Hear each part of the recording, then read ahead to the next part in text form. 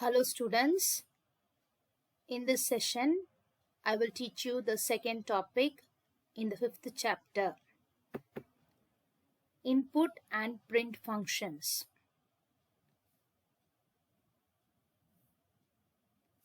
Problem solving involves three steps: input, processing and output.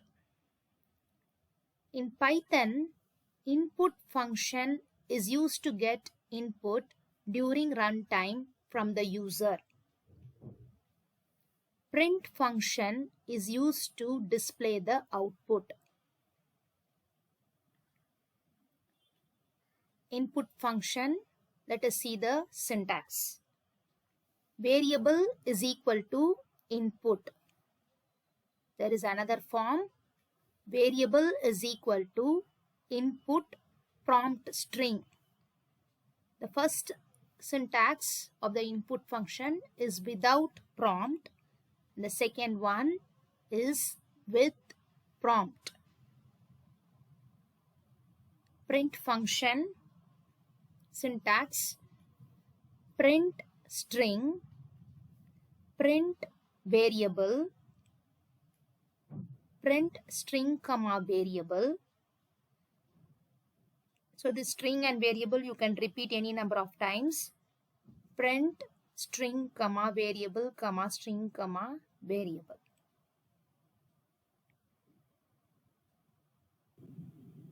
Now I will show you examples of input and print functions.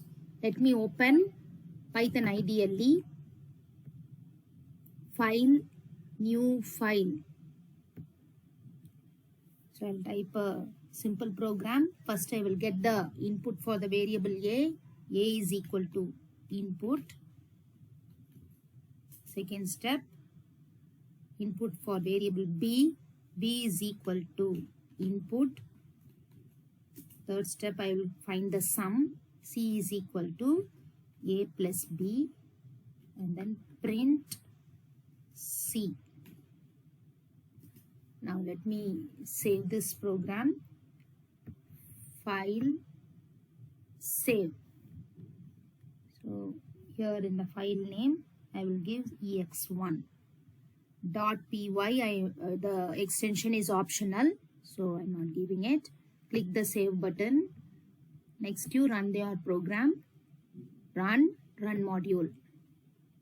So here you can see the cursor is waiting for input from the user. Now we have to give a value for the variable A, 10. Next I give 20, which is the value of B. Now look at the output. It has done C is equal to A plus B and print C, the value of C. Actually you will be wondering the value of C should be 30. 10 plus 20, 30. But you are getting the display as 1020.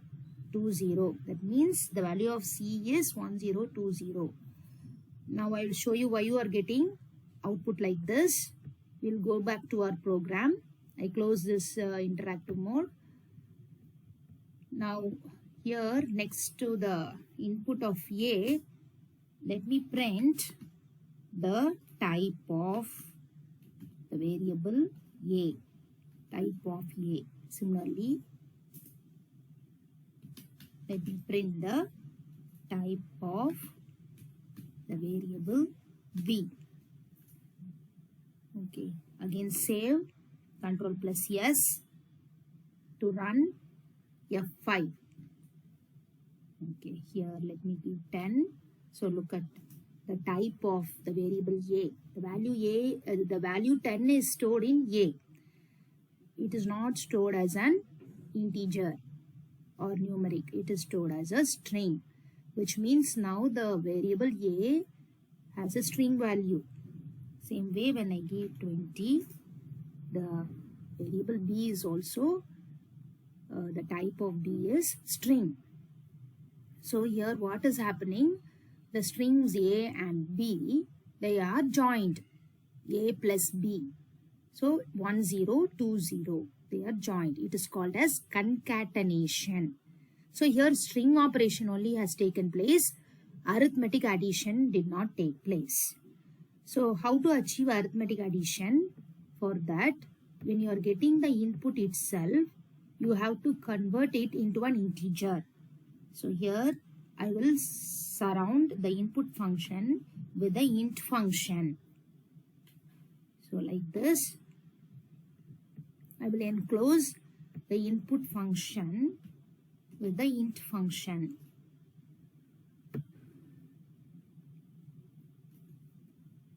Now again we will check out the output of this program. So let me save the program, Control S and F5.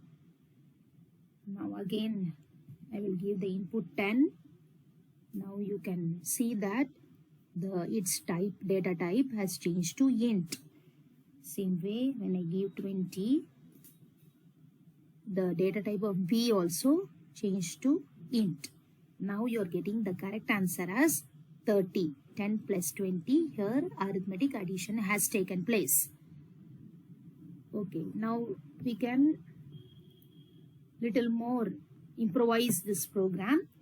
Now I need no need to show the type of the variable A and B. I will remove those statements. So here I will add a prompt string inside the input function. So why we are giving a prompt string? Because then only during runtime the user will know what to enter. Enter the first number. So it's a string, so I give within quotes.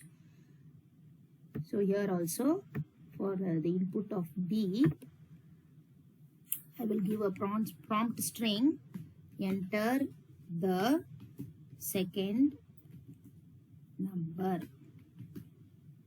Even I can add a colon here also.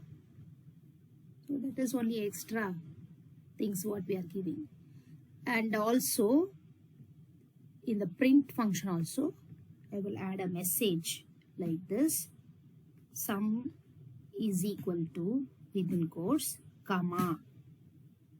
So you should separate the string and the variable in the print function. So let us check out this. Control S and F5. Now you can see there is a message for you to know what to enter. So previously when we used the input function without the prompt string, it was very bland. Only the cursor was appearing. Now the cursor is appearing after the prompt string. So enter the first number. Let me give 23. Enter the second number 40. Now you can see sum is equal to 63. So you have to make your program more understandable, the output more understandable by giving such strings, prompt strings. Okay. Now even we can improvise the print statement with a more elaborate message like this. The sum of, so I give a string like this, comma, and then variable, again comma, again string, that is and, comma, B. So you should be very careful in separating each item by comma.